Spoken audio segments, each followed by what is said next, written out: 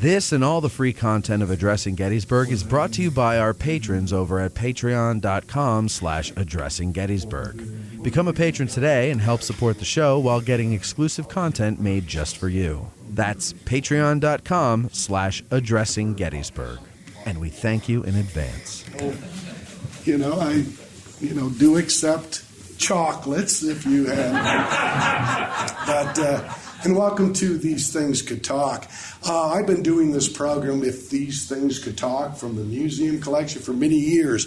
And I've always said that if I came in here when it was dark and brought these items up and they started to talk, it would freak me out. I'd probably be out the door. But what we're going to do, like we have in the past, is I will have a selection. Today it's all mostly weapons, not mostly, it's all weapons. And through my voice and the research done on these weapons, they will tell a story. And they tell a story of sacrifice. They tell a story of devotion to duty. And they do tell a story about the American Civil War and particularly in some cases, the Battle of Gettysburg. These are tangible items. And very often, when you're out on the battlefields of the Civil War, there's not a lot of tangibles there. But in the museum collection behind the scenes, we have a lot of tangibles, not only from battles of the American Civil War, but that tells the whole history. And so, what a perfect chance right now to begin. Now, the first item I'd like to talk about is, and they're all weapons, they all happen to be rifles here, is a very interesting weapon. The weapon that's first up,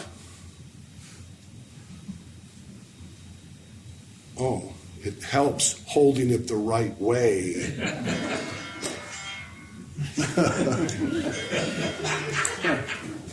Now, this particular British Enfield is very, very interesting.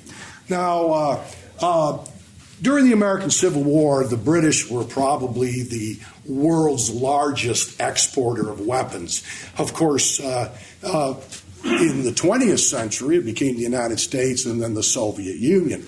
But back then, they were the exporter of weapons. And of course, America, at the beginning of the American Civil War, we needed weapons.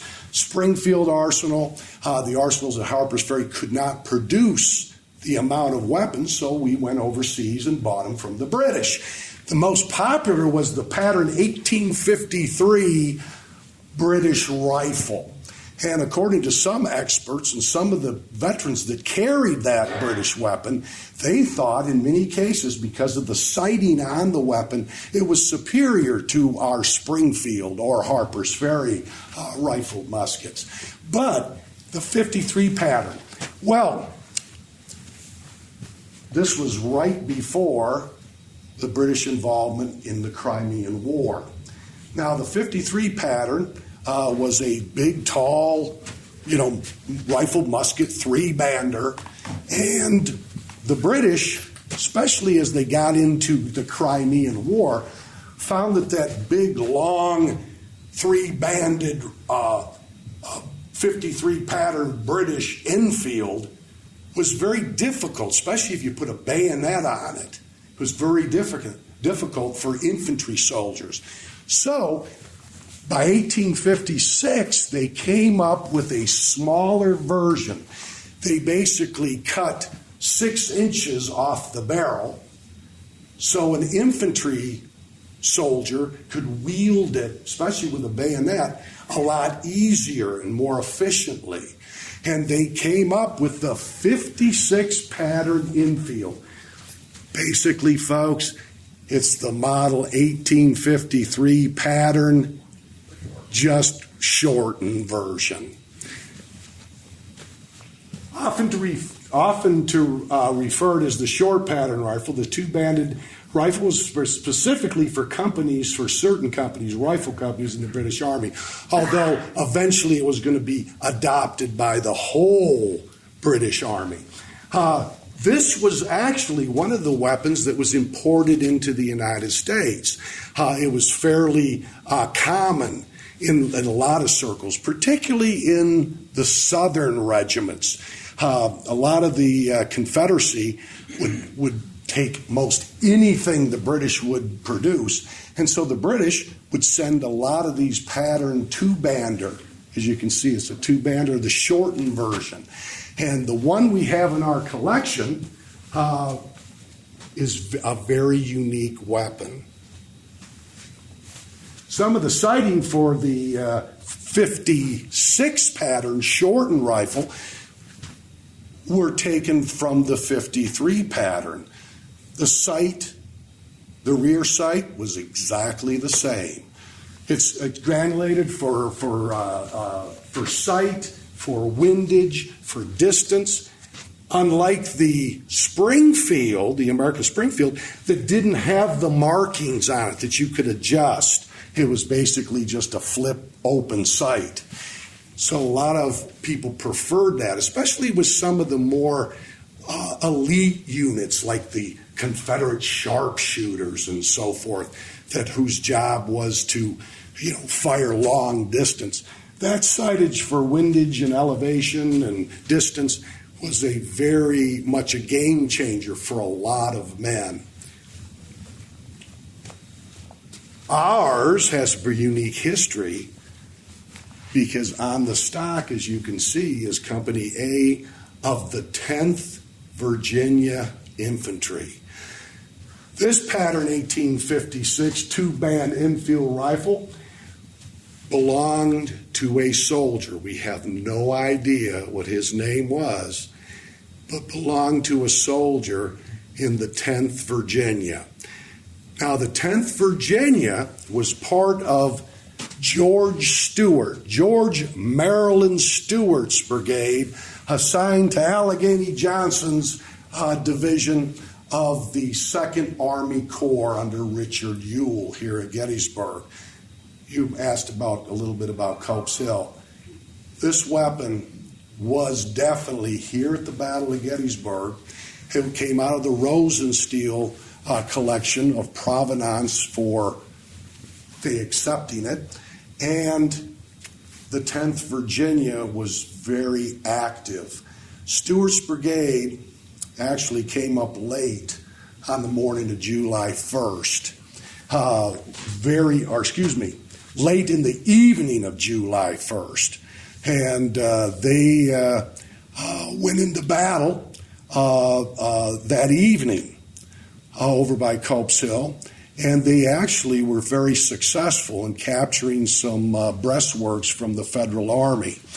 They fought on July 2nd, part of the Confederate attacks down by Spangler Spring, where they gained some ground. They were stopped by an advance guard of Union forces, and then on July 3rd fought again, and they were part of that attack that they were to go into battle, wheel to the right, and roll up Geary's men down around Pardee Field. Is everyone familiar where Pardee Field is? They were very successful. Some of the survivors of the 10th Virginia and 23rd Virginia mentioned that they were within 200 yards of the Baltimore Pike. They were present there before they were stopped by Federal artillery and infantry. They saw the Baltimore Pike. They were within grasp.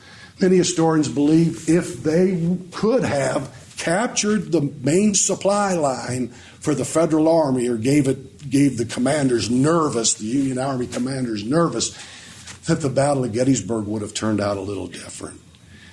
But they were stopped primarily by a group of Federal troops, a brigade of Federal troops, which included the 8th Ohio. So you folks from Ohio, they were one of the lead regiments, and the men fell back in retreat. They lost a lot of men during those attacks over by Culp's Hill.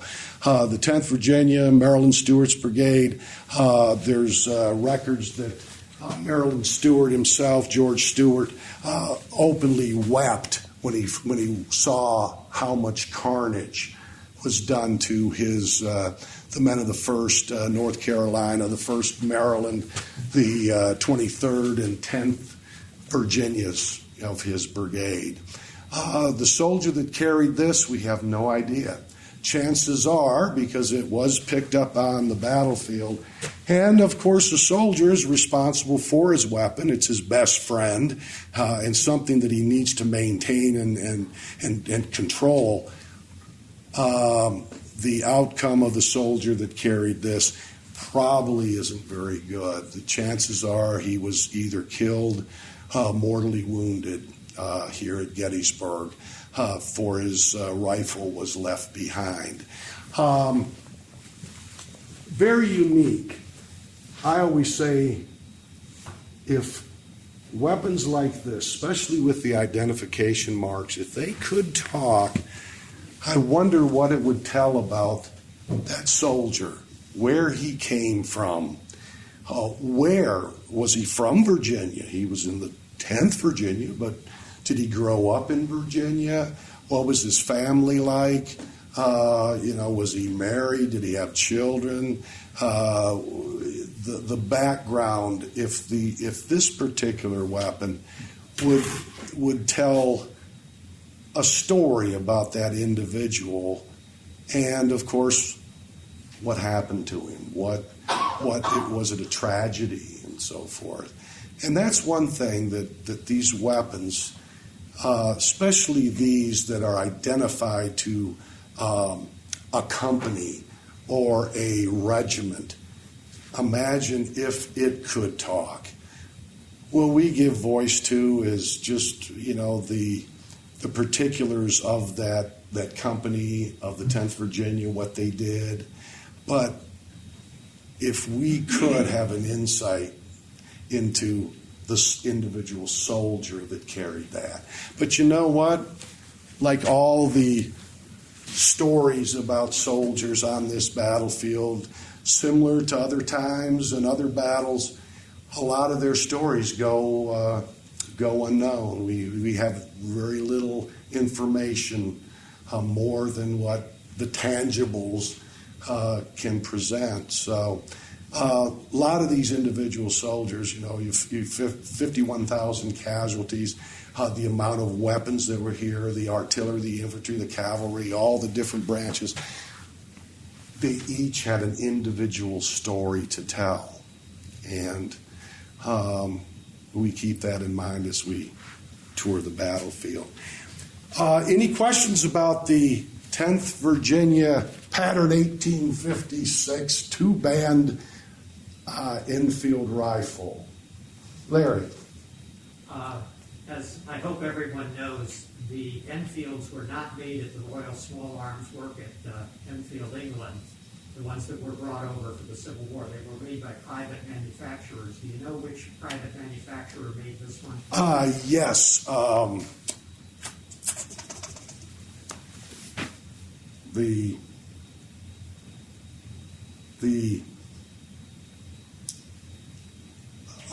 Yes. Let me check in my notes. I think that included.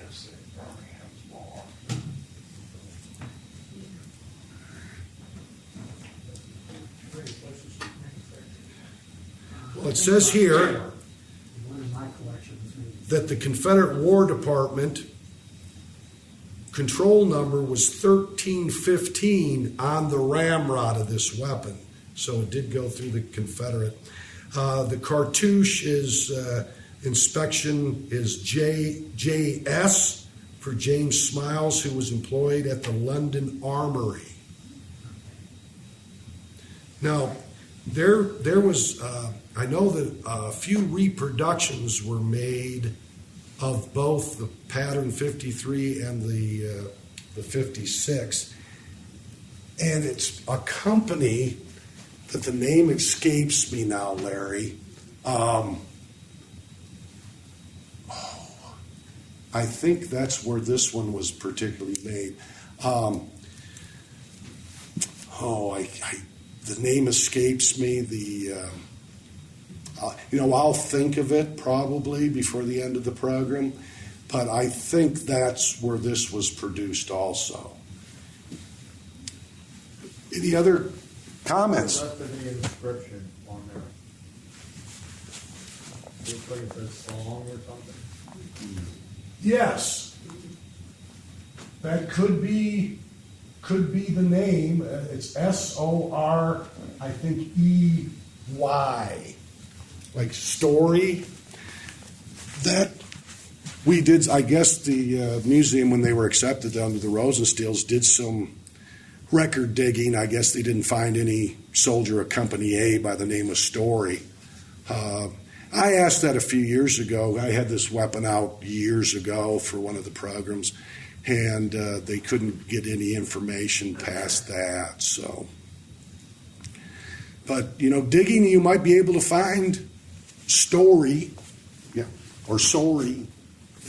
All of the weapons in the collection here, is it a common thing for the soldiers to inscribe their weapons in some way, or was it more of a unique dimension?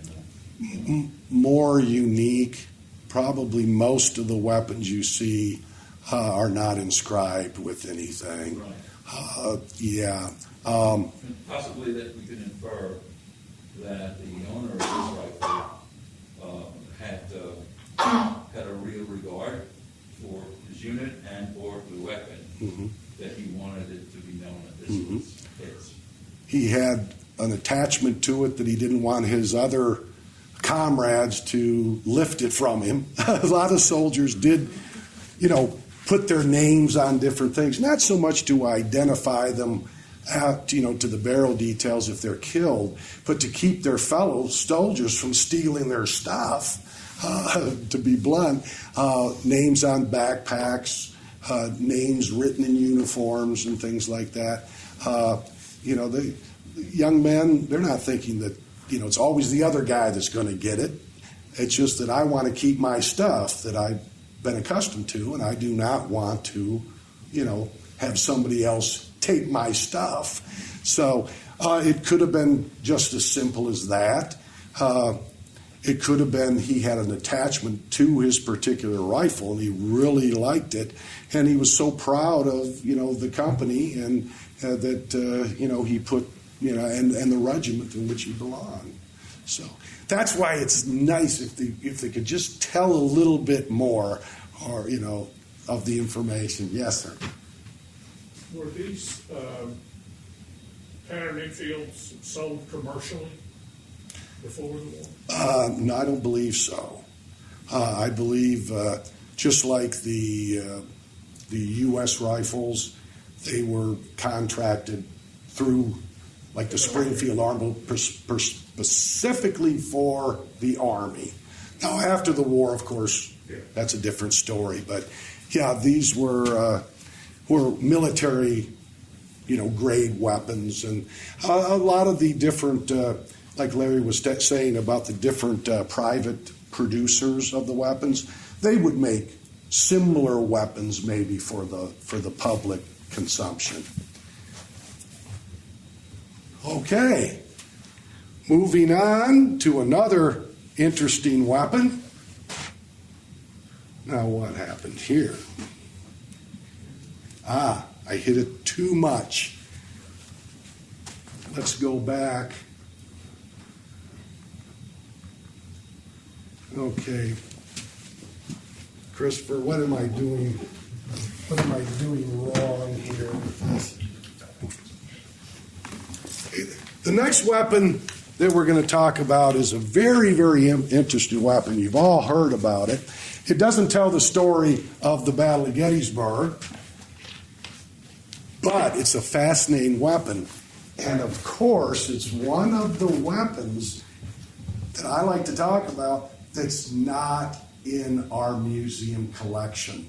Although there are parks around the country that do have a model 1862 Gatling gun in the brass fittings, very early gun. Matter of fact, the little park that I worked at Years ago, Fort Laramie has a model 1883 Gatling gun. And they would bring it out, and we would fire it for demonstration purposes, and it was a real interesting thing. Of course, we only had 50 rounds, and since it was all functional, it took on a demonstration about 15 seconds for us to get those 50 rounds for the public.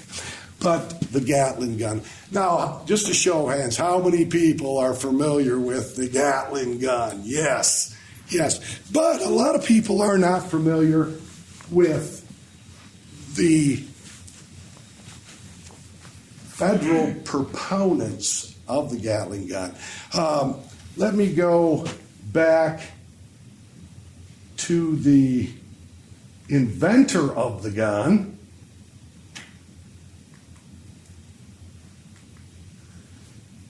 I'm getting really...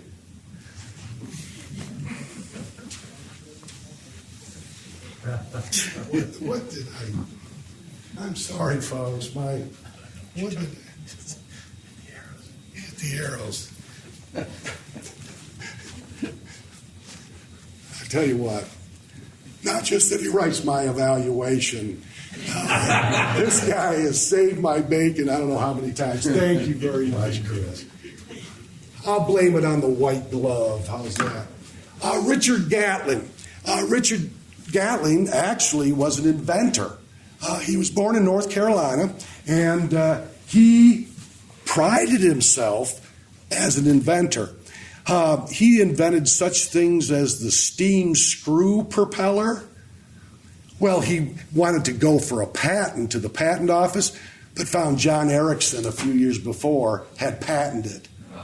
But he improved the steam propeller that drove ships and equipment and so forth. He did a lot of different things, like the screw machine, they called it. He was a very, very prominent inventor. And then he lost interest, some around 1850-ish, and he had a hankering for medicine.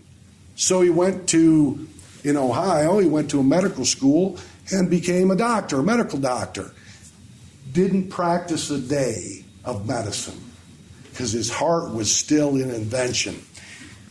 Part of his idea, I guess, was, part of for medicine is to do no harm, to heal the sick, to take care of the injured and so forth. So he had this humanitarian interest. And when the American Civil War, just before it broke out, he saw the tremendous number of men in the armies, and with those single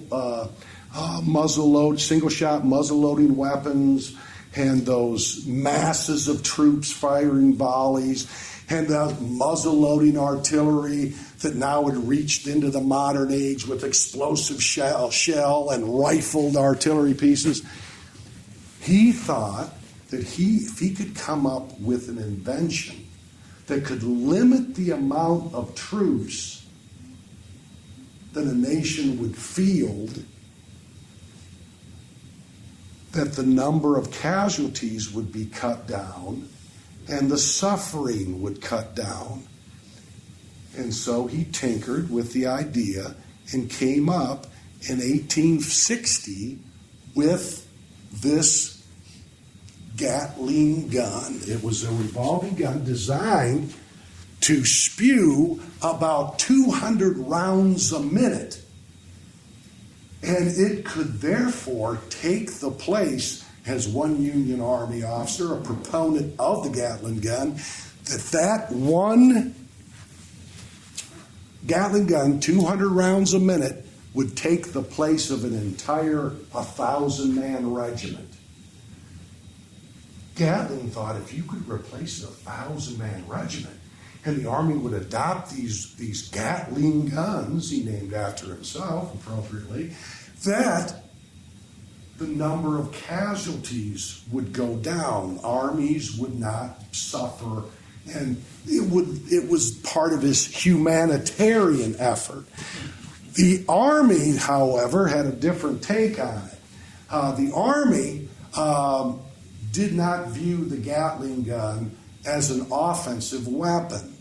It was very cumbersome. It was hauled around along with this ammunition chest on a limber, and it was hauled around by 4 horses on the battlefield, 4 to 6. And so it was considered by many of the day, at the start of the American Civil War, both sides' commanders lumped it in with artillery. It had to be, it was too cumbersome for an infantry, a bunch of young men charging up a hill to have a offensive weapon like the Gatling gun, because it was considered basically too cumbersome to move around. The proponents, though, with the artillery especially, thought it would be a good defensive weapon. Because when you're fighting on the defense, artillery is going to be the main part of your defense of your line. But artillery needs infantry support for the guns.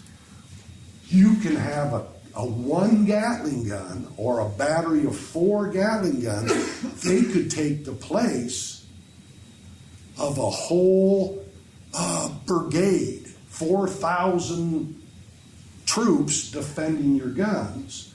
So a lot of the artillery said, as a defensive weapon, we can use that.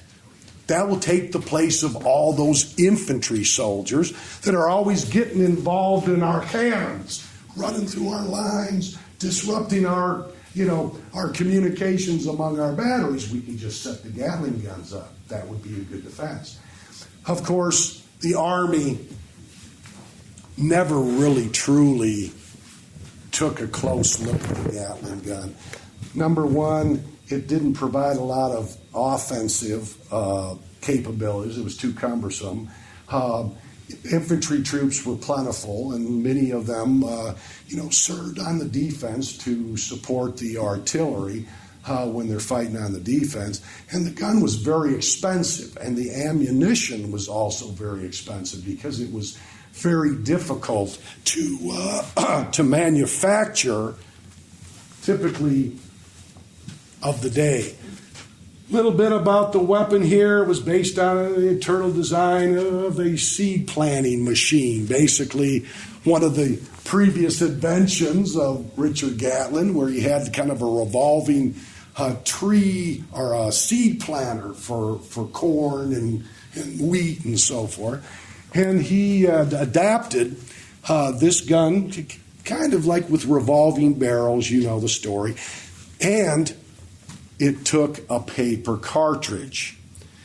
Now, the paper cartridges were .58 caliber, basically just regular infantry rifle cartridges, except they had an enclosed friction primer inside the paper. So when you would put those paper cartridges on top of the gun itself, you can see to the right, up by the breech of the gun, you see that what looks to be like a hopper. That's exactly what it is. Paper cartridges were placed down, nose of the bullet first, going forward, and then gravity would feed as you revolve the barrels. And then inside they had a little, almost like a little hammer, like on an infantry rifle, and each one of the barrels had one of those little hammers that would hit the friction primer and then send the bullet down range. Now, because it's a hopper system and it's based on gravity, nothing more, it had a tendency to jam a lot, especially when the spent powder starts to build up, that sticky, nasty black powder starts to build up inside the Gatling gun. It became a little harder to crank. Fouling caused a lot of the little hammers on each one of the barrels to clog up full of gum, and then, of course, you had jammed the weapon. So 200 rounds a minute on paper, but if used quite frequently and not always cleaned properly, you can cut that down considerably. And the Army saw this, and they said, well, the fouling and everything and the cost, and we've got plenty of available young men to draft into those infantry companies. They had very seldom little interest in the weapon. Now, the later versions incorporated the metallic cartridge, and that solved the problem, especially when Gatling and some of the associates fitted for the 4570 cartridge after the American Civil War, actually in 1866. And the model 1881 Gatling gun, or the 1883, I believe it is, they also made some improvements. That there wasn't the self-contained metallic cartridges with the primer and the shell casing and the bullet and the powder, all self-contained. Didn't foul the gun as much, and they improved the hopper. Because of the metallic cartridge, they had basically a magazine. They had 100 round, I think they had even drum magazines. And they also had your regular 100 round magazines that you would put up on top of the breech. So it eliminated gravity. These were spring-loaded magazines. And then in the 1880s, that's when it really took off. The Army did adopt it eventually when it came in the 4570 cartridge way after the war. And they primarily used it on some of their gunboats, some of the ships in the Navy.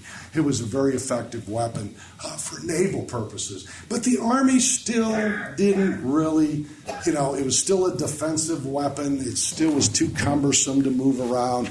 And of course, during the 1870s and 80s,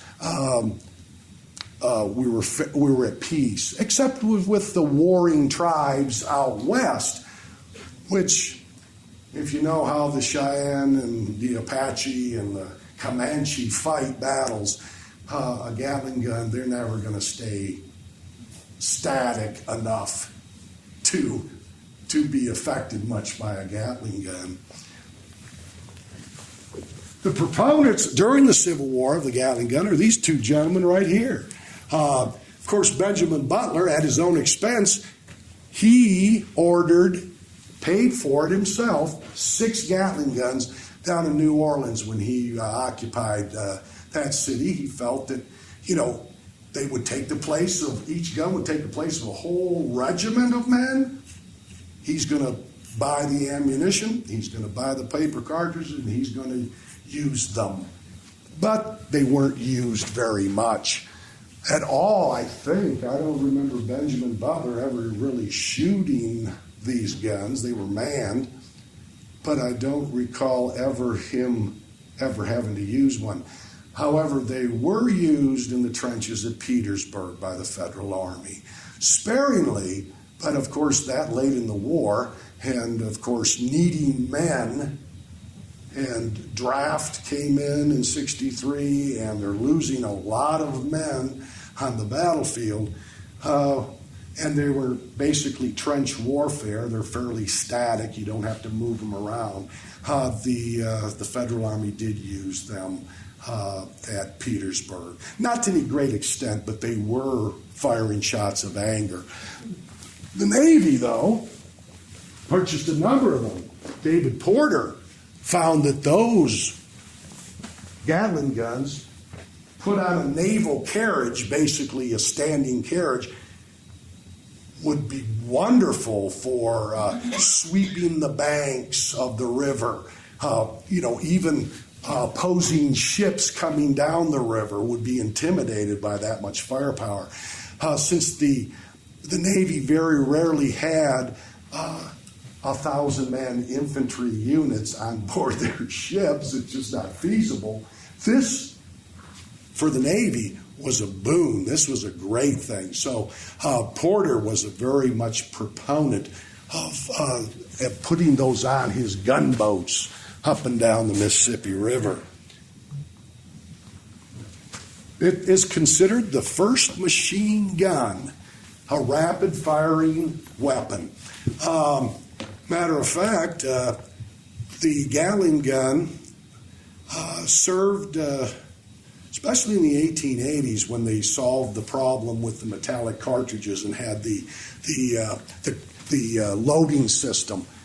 It wasn't lost on a fairly young man, an American, by the name of Hiram Maxim. He thought he could make an improvement with the technology in the 1880s and 90s, and so he came up with another machine gun that people say is the truly machine gun, rather than a hand-crank version. This machine gun was blowback. The gases would expand from the shells that would force the block back and then back forward and another round. And so Maxim invented his machine gun. But he got the idea of this rapid-fire weapon from the idea Richard Gatling had. So in many cases, it's truly a first machine gun. And of course, Edward Vickers and Hiram Maxim perfected this idea with the technology. And the Gatling gun, those of you that are familiar with the Gatling gun, is still with us.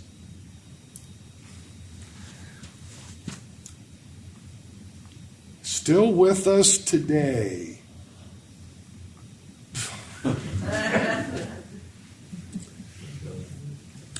I do not know what I did wrong there, Chris. Technology class. Yeah, you know what? After this program, Chris Gwynn is going to revisit my evaluation. I'm quite sure that he probably should.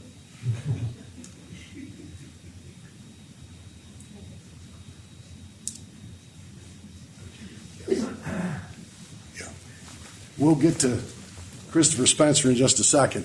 Now, the Gatling gun is still with us today. Some things work perfect, and that hand cranked has given way.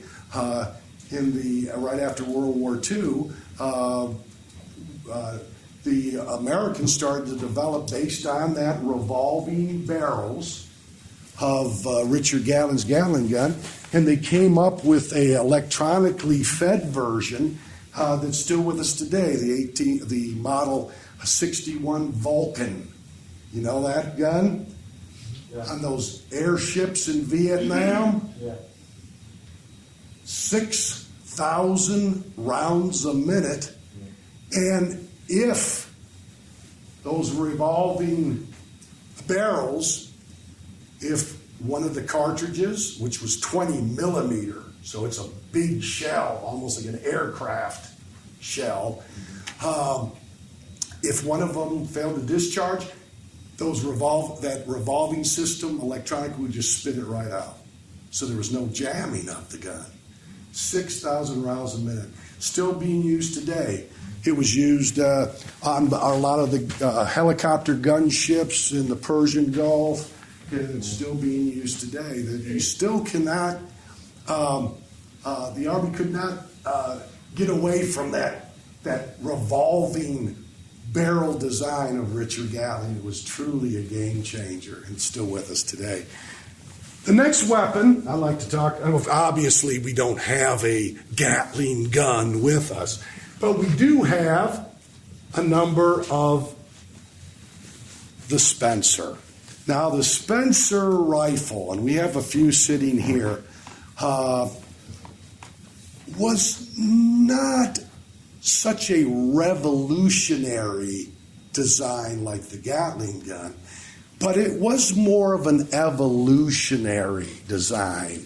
And it was the brainchild of Christopher Minor Spencer.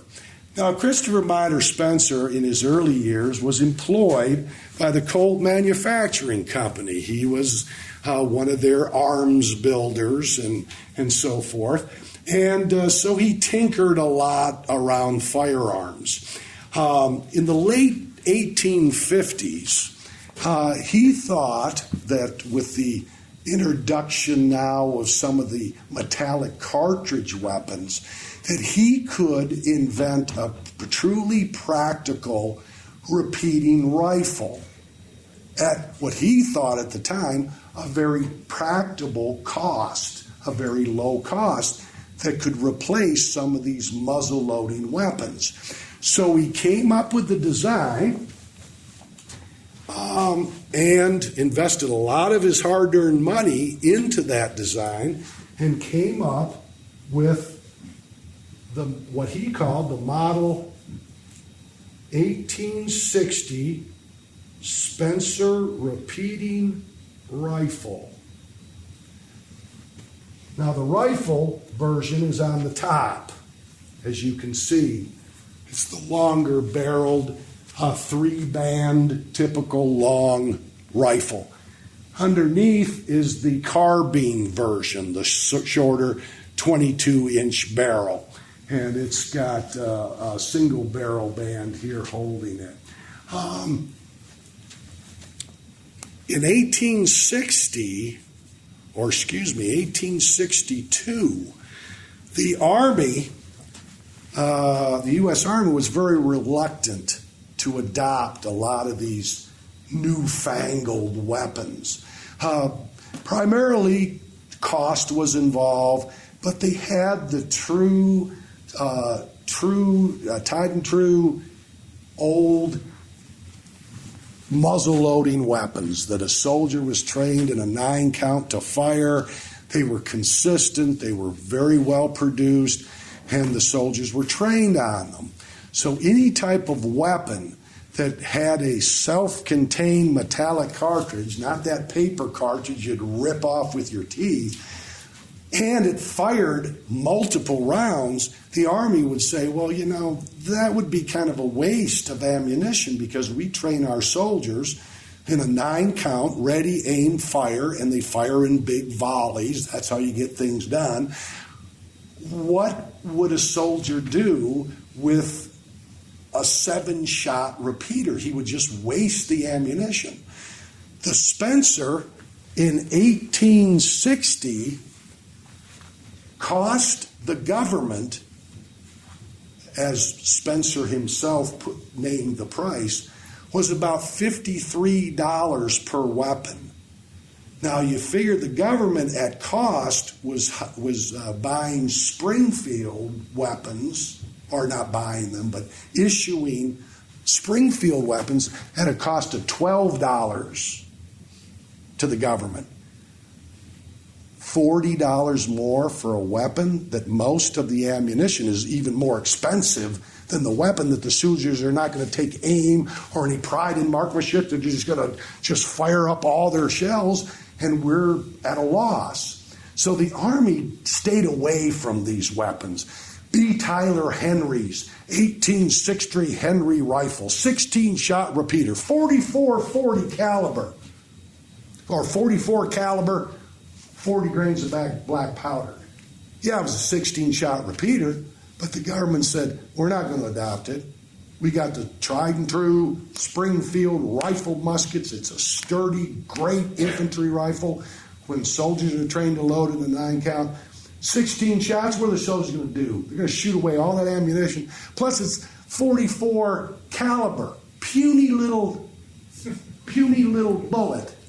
40 grains of black powder, anything more than 25 yards, forget about it. The bullet would bounce off. It's not effective. Plus, it was expensive, so they didn't adopt that one either. Well, undeterred,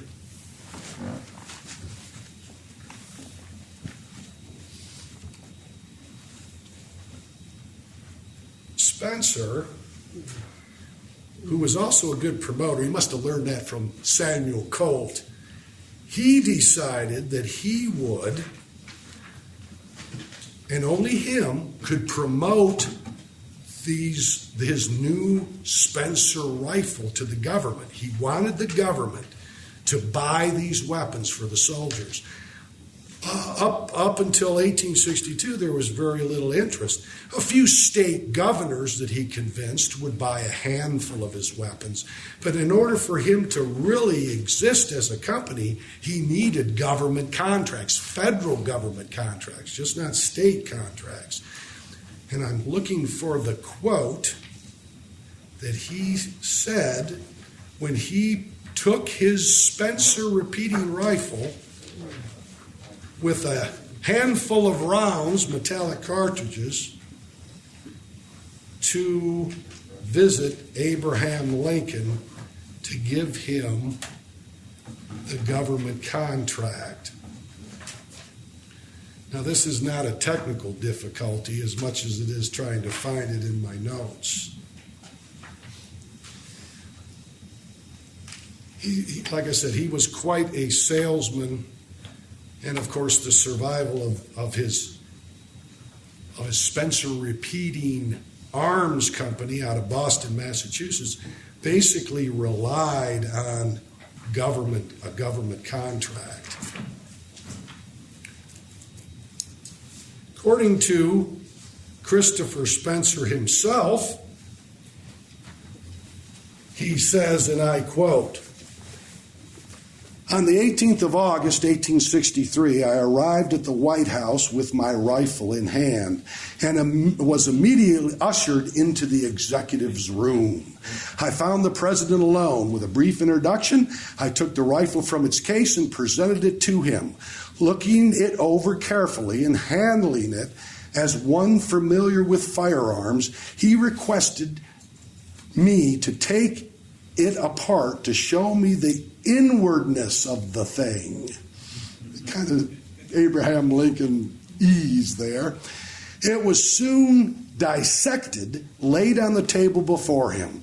After a careful examination, his emphatic approval, I was requested that if I had any engagement for the following day. When I replied that I was at his command, he requested that I come over tomorrow at 2 o'clock, and we will go out and see the thing shoot. Arriving at the appointed time, I found in readiness to proceed to the shooting place, which was about now where the Washington Memorial stands. That's usually where the proving grounds for weapons was I think the Parrott displayed his Parrott rifled cannon there. Accompanying us was his son Robert and one of the officers of the Navy Department who carried the target and the rifle with the ammunition. Arriving at the point opposite the War Department, the president requested Robert to go over and ask Mr. Stanton to come over and see the new gun fired. Robert soon returned and reported Mr. Stanton was too busy to attend. "Well," says the president in his humorous way, "they do pretty much as they have a mind to do over there." I like that one. While we were waiting for Robert, Mr. Lincoln discovered that one of the pockets of his black alpaca coat was torn open. Taking a pin from his waistcoat, he proceeded to mend it, remarking, "It seems to me that we don't look quite right, that I don't look quite right for the chief magistrate of this mighty republic. Ha, ha, ha." It's amazing that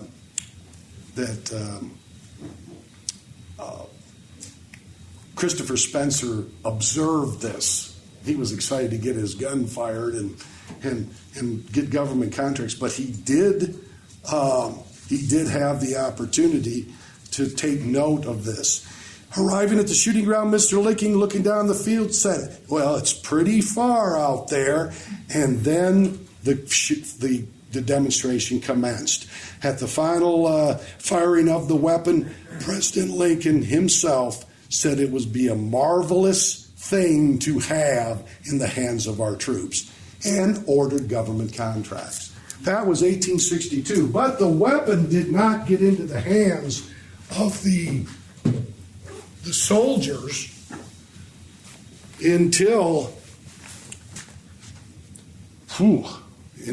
under government contracts, until 1863, after the Battle of Gettysburg. There were a number of them that were purchased by state troops by the governors and used here at Gettysburg. Matter of fact, the 5th Michigan Cavalry, under its commander Russell Alger, and 2 companies of the 6th under a young captain, I believe his name was Townsend. Those 2 officers had the Spencer rifle here at Gettysburg. Russell Alger, if you do any digging in, was a very, very politically charged man in the state of Michigan. Big lumber contractor, very close to the governor, and he convinced the governor to provide weapons for his 5th Michigan Cavalry that he was forming.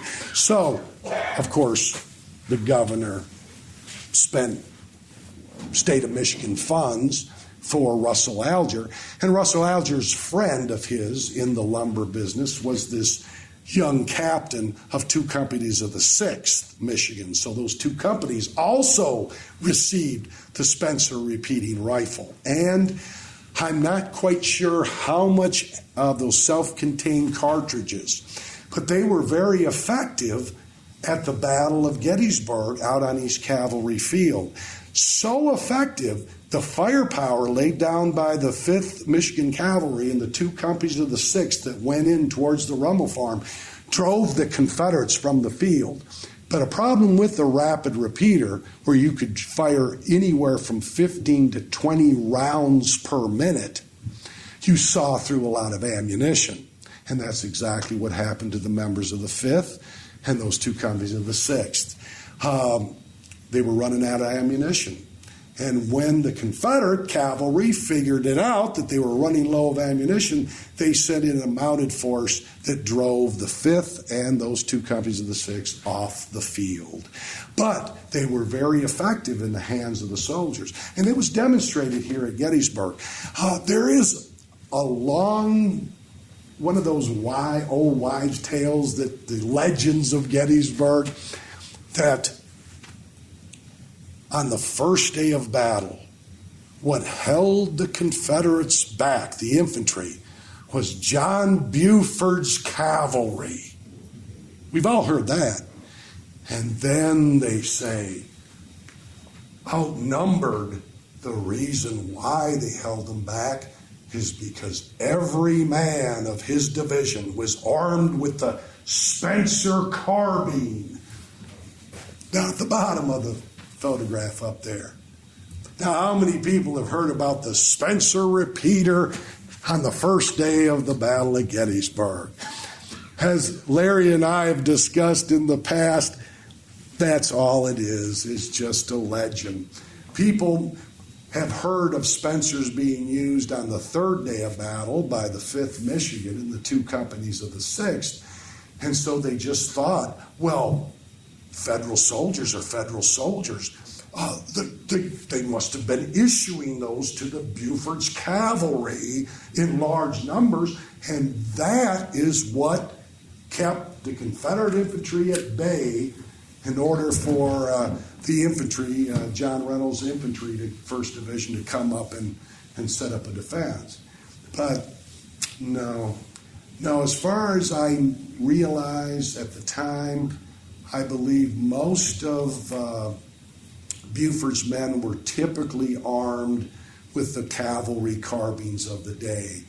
Your Sharps, your Burnside, probably 2nd models, Burnside carbines, a number of other assorted carbines, but certainly not the Spencer. If there was a Spencer out on the first day in Buford's command, then it would have been a private purchase one. But I still haven't heard any stories that confirm that. But they were used. And then in November of 1863, the government, almost a year after Christopher Spencer demonstrated for Abraham Lincoln, it takes a while for government contracts to kick in. And by November of 1863, the carbine version produced, the lower of the two up on the screen, was issued to the federal cavalry, state cavalries, under a government contract. Nearly 120,000 carbines were produced during the war, and he produced almost about 50-some thousand rifle versions, the longer rifle version. So there were a lot of them produced. And since they came late in the war for 1864 and 1865 use, a lot of them still remain today. Although to find one in really very much really nice condition is very difficult. We have also a number of them up here that you can come up and take a closer look. At the end of the war, the cavalry was so impressed by the 7-shot repeater. It was tube-fed from the stock, and served the Federal Army once they got the contracts, federal cavalry, very well, that they wanted to keep it in use. But after the war, they were afraid that trained or untrained troops, or even men when they get into battle, dismount their horse, would fire too many rounds of ammunition. So they wanted to limit it to almost like a single shot weapon. That was the thought of the Army in 1866 after the war. You know, these multiple firing weapons, let's make them so they can be like the single shot muzzle loader. Yes? It mentions a Stabler cutoff device. That's what we're going to talk about here. In 1865, the government required it to be like a single shot version. That means you could load up from the stock in the tube, the 7 rounds, but there was a little, I have it on a picture here, there's a little lever that you turn, and you can see, I don't want to put that light on it, I'll screw this up. You can see right here this little lever that when closed, it makes it a single shot weapon. It closes off the tube magazine, and there you can load it from the top of the breech by hand as a single shot weapon. So the Army wanted single shot weapons. And being metallic cartridge, you could still fire the appropriate number of bullets downrange without wasting them. So the Army contracted with General Burnside's corporation, the Burnside, and they produced the Burnside version of Christopher Spencer's rifle and called it the Model 1865, which stayed in service for many years out on the frontier. Matter of fact, General Custer carried one for a while. A lot of prominent Indian fighters carried the 7-shot repeater, either in the Civil War version at the top or with the Stabler cutoff at the bottom, because you could still have it rapid fire. You just turn the lever of the Stabler cutoff to rapid fire, and you could fire 7 rounds out of that spring tube magazine. Right up until 1873, when the Army was adopted the Model 1873 rifle based on Erskine Allen's design, the trapdoor rifle. Talk about that in just a minute. Here's another look at the falling breech block. if the stapler cuts off the rounds from the tube magazine in the stock, then you could feed it by hand from top. And then close the breech block and fire, pull the hammer back and fire it. And you can come up and have a closer look at these, and we can open them up and you can take a look. You probably are familiar, this was now considered an old movie now, but you remember in The Unforgiven, Morgan Freeman as Ned used his 1860 Spencer. Do you remember that? Remember that old movie? There's a picture of Morgan Freeman, who actually narrated our film here at the Visitor Center. And then, so anyone, a question about the Spencers at all? Very fascinating. It seems to be a favorite of people that collect weapons from the Civil War era. It's like no collection is complete. You got to have a Spencer, either a rifle or a carbine. Years ago, I got fascinated with them, and my father, who collected American shotguns, told me, study it. Study everything. Make yourself aware of every little nuance before you go out and buy one. So I had to study it. I studied it like my father told me. And I wanted a carbine, of course, because that's what the cavalry carried. So I went to a place in Georgia, and the guy laid out all these Spencer carbines. And he also brought out 2 Spencer rifles. And so I looked them over, and they were, of a price that I could afford. And I said, well, but the condition, I want a little bit better condition. So thank you for showing me. He says, well, I've got one out in the back room, but I didn't bring it out because it's very expensive.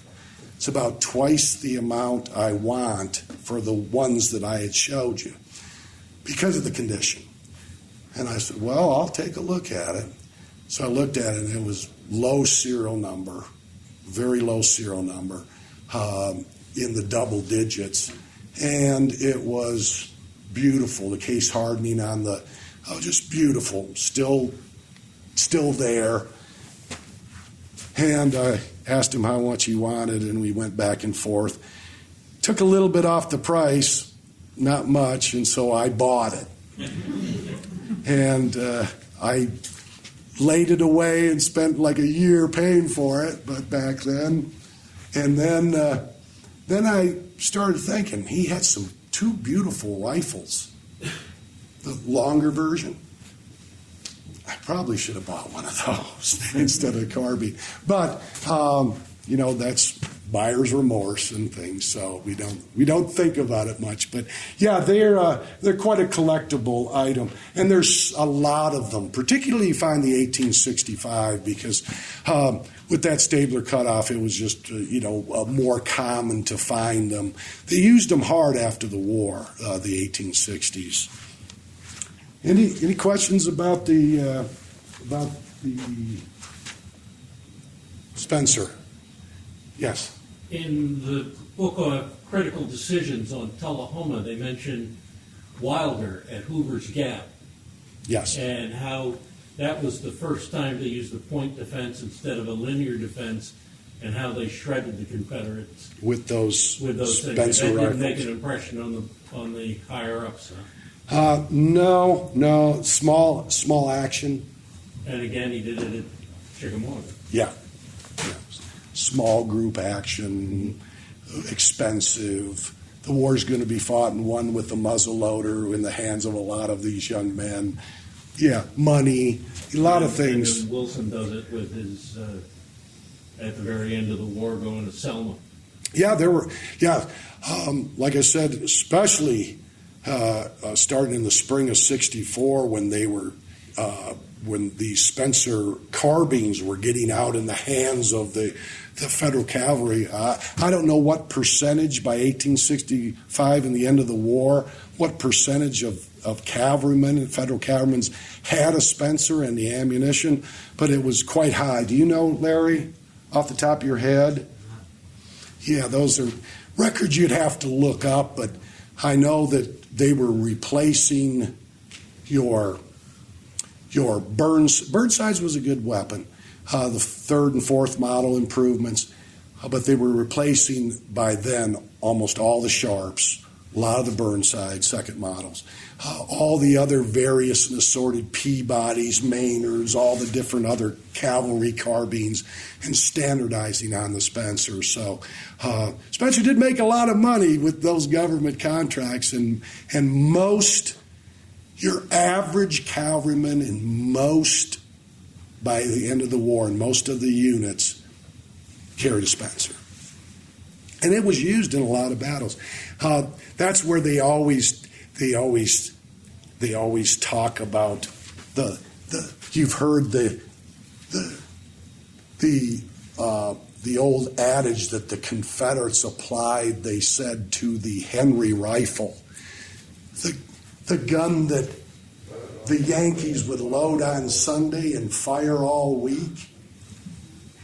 Well, most Confederate soldiers, probably 99.9%, never had any contact with the Henry rifle. What they were actually talking about was the Spencer. Many historians now feel because the Confederate soldier didn't have any contact with the B. Tyler Henry's Henry rifle. It was too expensive. Even volunteer units didn't carry it. But they did have a lot of contact, especially with the Spencer repeating rifle, that was truly the gun historians now say that the Yankees loaded on Sunday and fired all week. You could shoot, 15 to 20 rounds a minute. That's, in the hands of a trained man with a Spencer. So that's a lot of firepower. So they also called it the horizontal shot tower, that's what I would also say. Well, let's move ahead. Got a few minutes here.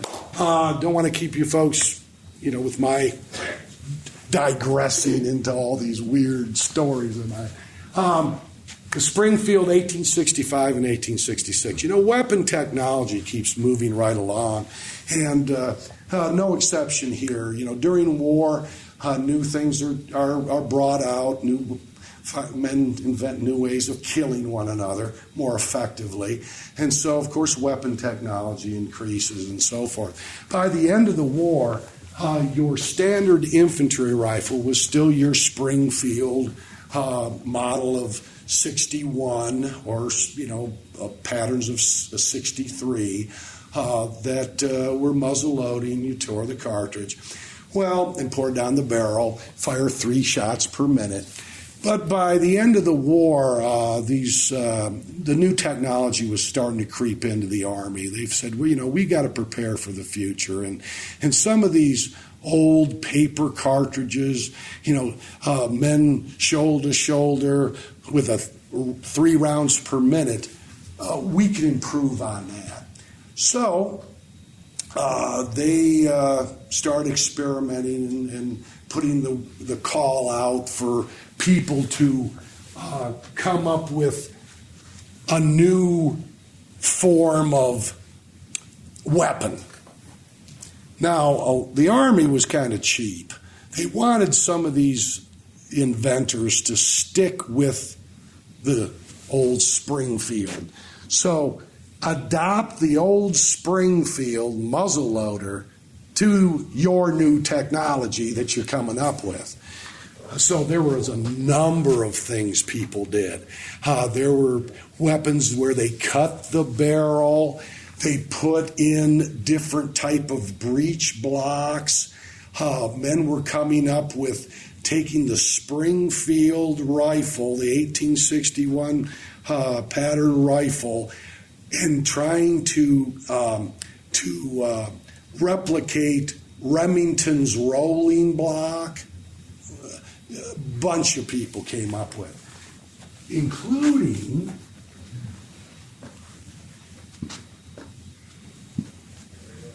Erskine Allen, who started out in the Springfield Armory as an armorer, eventually became a master armorer, And then, towards the end of his career, he became superintendent at the armory itself.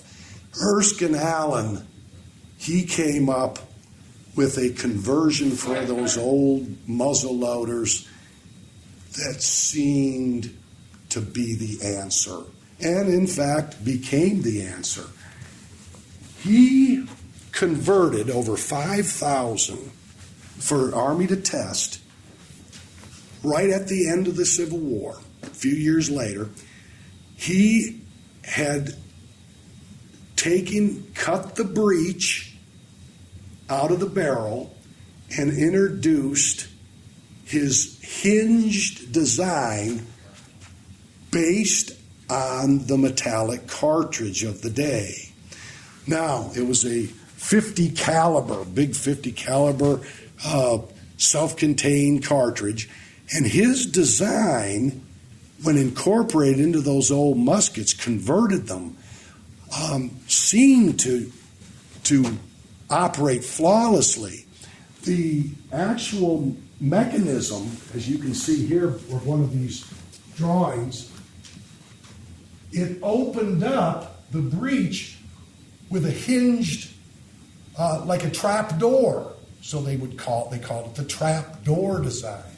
You'd put the shell in by hand, close the top, pull back the hammer, and the firing pin would hit the shell and fire it out. And it was very strong and sturdy system, unlike some of the others that came across their desk at the War Department that were very flimsy. They didn't work and operate right, or they would foul with the black powder being used. His was the first practical in the Army test that worked. So Allen got basically the contract to do this out of the Springfield Armory. Didn't make any money, didn't have to patent it or anything, but he did come up with this idea. And then, later in the 1860s, he started to produce a rifle. No more conversions. The Army incorporated into the old Springfield muzzleloaders, if you will, on this whole new weapon that incorporated Allen's design.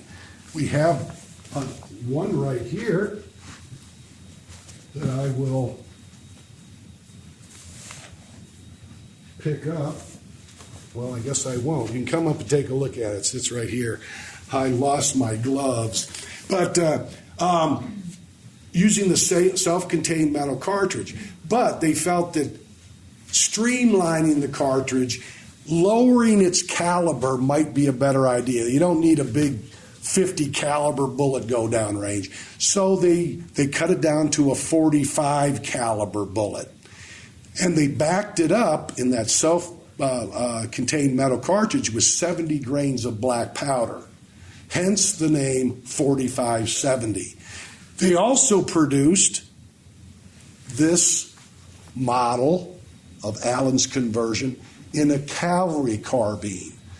Same caliber, 45, but 55 grains of black powder. It was a little more, less oomph, because the cavalry, of course, doesn't need that much powder to be fired out of their weapon than the infantry.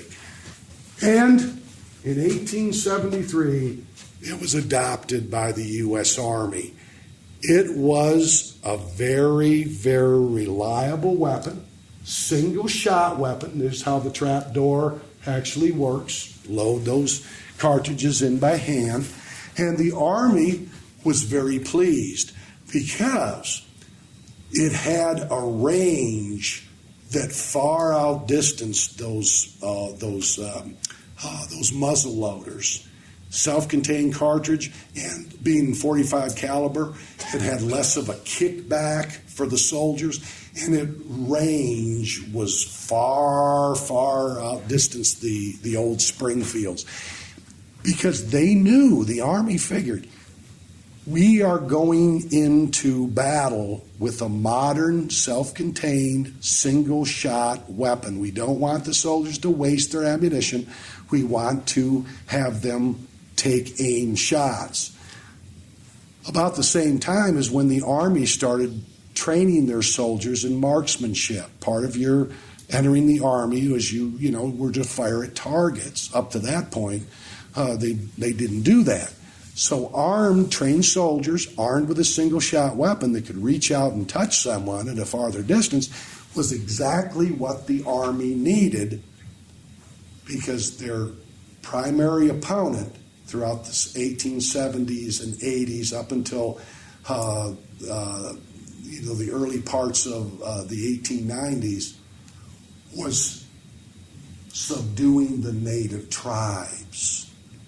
The Indians back in those days, the native warriors always fought at a distance unless they had the advantage. Then they would come in closer. So keeping them at bay and firing a weapon that could reach out and touch at a distance was perfect for the Army because of the enemy that they were going against, subduing the native tribes. So popular was this weapon that it was one of the longest produced and longest accepted infantry rifles in U.S. history. From 1873 to approximately 1894, when the Army started experiment with the Craig Jorgensen Swedish rifle or Norwegian rifle and came up with their 1894 version. So all that time, that was the go-to. And it stayed in service with some reserve units. I read just recently, as far as through World War I, there were some minor, like National Guard units that still had the 4570 trapdoor rifle in their inventory. That's why today you'll find a whole bunch of them. Some of the famous uses were some of the conversions that Allen met that took place right after the war, at the Hayfield fight near Fort C.F. Smith in the Montana Territory, and the wagon box fight at near Phil Kearny out there in Wyoming, what is now Wyoming. So they saw firsthand what these rifles could do, and the Sioux were very amazed because they were expecting muzzle-loading, single-shot muzzle-loading rifles, 3 shots per minute. And when the soldiers at both of these, the Hayfield fight and the wagon box fight, saw that they were now armed with a new weapon that could shoot farther and more rapidly, they were quite impressed. And saving those soldiers out there, those lives, was due to Erskine Allen and his design. Next weapon. We're going kind of faster. We're kind of beyond our allotted time. I apologize. That is a very, very special weapon. We have a rifle. It's a Sharps rifle that was carried by Captain William Domag. The Sharpshooters, he was in a Company F of the 1st U.S. Sharpshooters that were here at Gettysburg. And Sharpshooters were very unique. They were a special unit that was invented early in the war of men that could shoot a rifle. They were trained in marksmanship. Matter of fact, at certain yardage, you had to shoot 10 rounds into a wooden brick or a stump or something, and you were graded. And they were usually operated as skirmish troops. They would come out in interval with their Sharps rifles, which are breech-loading rifles. a little more faster and easier to load than the muzzle loaders of the day. And then they were to probe the enemy lines and get a take on where the enemy is. They were mostly always sent as advanced scouts or advanced skirmishers. Marksmanship was prided in the sharpshooter regiments. Hiram Berdan founded them, so to speak, and they adopted that unique green uniform, not based for camouflage, but based on the old hunter green of Europe, the European design of the uniform. Those Jaeger riflemen always were dressed in some kind of green. Banastre, Tarleton of the British Army in the Revolution, he had a green hunter green coat. And that's what they based their green uniforms on. They also had specialized equipment, backpacks, and different kinds of mess kits and things like that. They were very unique. And they were a very valuable member. William Dumont was actually from Vermont, and he was part of the captain of Company F. And he was instrumental in training the men that are coming under his command and supervising them. He served with the first U.S. Sharpshooters at Gettysburg, but unfortunately he was killed in battle on May 5th, 1864 at the Battle of the Wilderness. Came into the collection a few years ago, we have his 1859 Sharps rifle and also a record book that you can take a look at. Now, the record book is very, very interesting because as Company F commander, he had to track all the equipment, all the ammunition, all the supplies that came into his company to report to his superior with the 1st U.S. Sharpshooters. So they had to be detailed accounts, and he was great at record keeping. And it's very interesting. All in this book, it has the records up until he was killed. When he was killed, one of the members of the 1st U.S. Had the presence of mind to take from him, after he was killed, his rifle and the log book. And then over time it had been passed down, and it came, I think, available in auction, and along with the Gettysburg Foundation, who gave us some money, we purchased it for our collection because he was and served here at Gettysburg. It's very unique. Very often these things do not exist.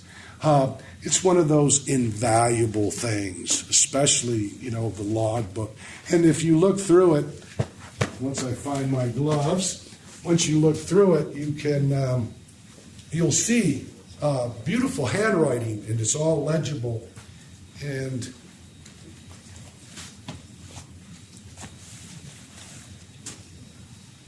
somebody steal my glove? I don't know what I did with them. But you'll be able to take a look at the book. Story, these things could speak volumes, more than even the information we have here. Imagine, if the book and the weapon and the story behind Captain Dumag are present, imagine if they could actually talk and what tales they would tell about the sharpshooters. Well, I'll tell you what, we could go on. I love to bring things out of the collection. We could go on forever. We have now gone 25 minutes over our allotted time, so long that my supervisor, Chris Gwynn, just stormed out. I will be hearing from him, no doubt. He has other things to do, and we took up a lot of his time. You folks have been very patient with me with all the technical different technical malfunctions and misplacing my gloves, which I will find. But I tell you what, we talk about a team assembling things, getting things together. But I tell you what, we do that for you folks. We don't do it for a corporation or people that, we do it for people that share our interests and come to see our winter lectures. And I tell you what, how many of you that showed up today, I tell you what, you really flatter me and all the team that were instrumental in bringing this program to you. And I'll tell you what, I think I speak for everyone. When you come and support the Park Service, you make all of us feel that we have the best job in these United States. And we'd like to thank you for it. Thank you.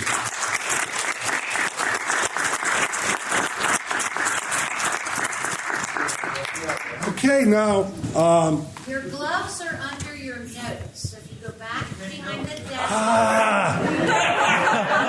under your notes. Observant like Christopher Spencer. Thank you so much. Thank you.